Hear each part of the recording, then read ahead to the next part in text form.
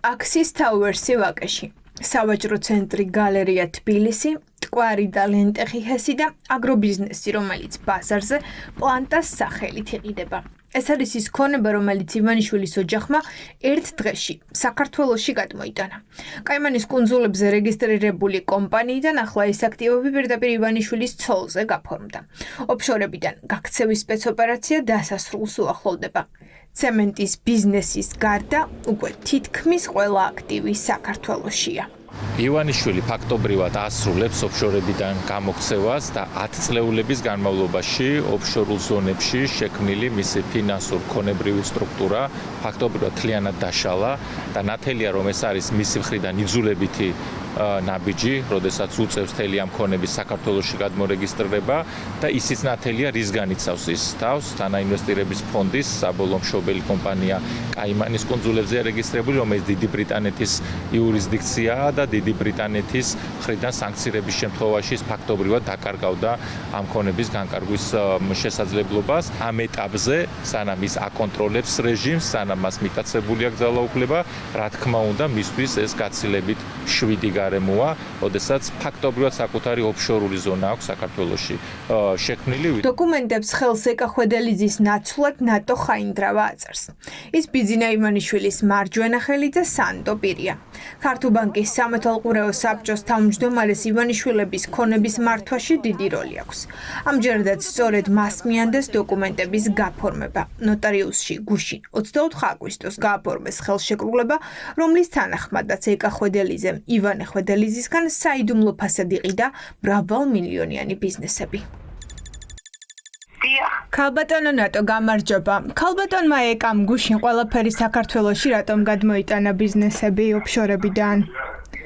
თქვენ უნდა შეგითანხმოთ რა გააკეთა ქალბატონმა ეკამ. სანქციების ეშინია ქალბატონო ნატო თუ რატომ გადაწყვიტა ოფშორებიდან ბიზნესების გადმოტანა?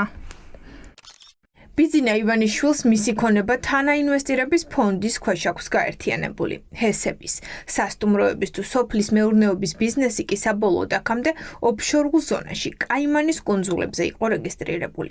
ეს ოფშორული ზონა ბრიტანეთის იურისდიქციის ქვეშაა. ამიტომაც ოპოზიცია დარწმუნებულია, რომ ივანიშვილის ოჯახი ბრიტანულ სანქციებს ელოდება, იცის რომ ყველაფერს დაკარგავს და ქონების გადარჩენას ცდილობს.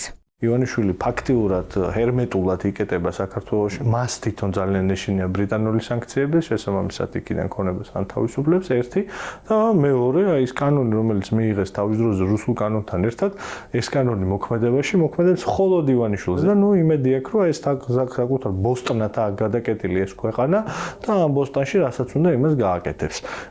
ეროვნულ საცავში ოქროს შეინახავს, ნახატებს რაღაცა კიდე იმას ჯურღმულს გამოუთხრის და იქ შეინახავს და ეხლა უკვე აი მთელ ამ ქონებასაც საქართველოში დადებს ისე რომ ხო ვინმეს ეს მოძრო ეს შემოტანა აღნიშნავს რაიმე სიკეთეს ან ქართული სახელმწიფოსთვის ან ვინმესთვის გარდა პირადად ივანიშვილისა. მისთვის ხო ეხლა ყველაზე უსაფრთხო არის საქართველო.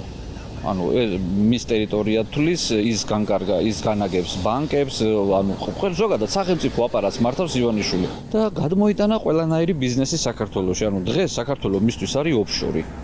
დაცული არის ვერც ერთ სხვა ქვეყანაში მისი ქონება ვერ იქნება ისე დაცული როგორიც არის დღეს. კანონები მიიღო ისეთი რომელიც მხოლოდ და მხოლოდ ივანიშვილის ქონებას იცავს და მეც არავის.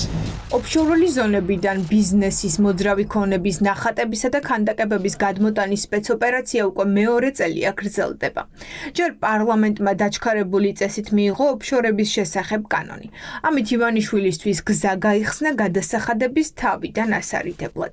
ამერიკის სანქციების კვალდაკვალ კი ოცნების ლიდერმა საქართველოში ახალი კომპანია შექმნა და აქტივების შვილებზე და ცოლზე გადაფორმების სერიაც დაიწყო.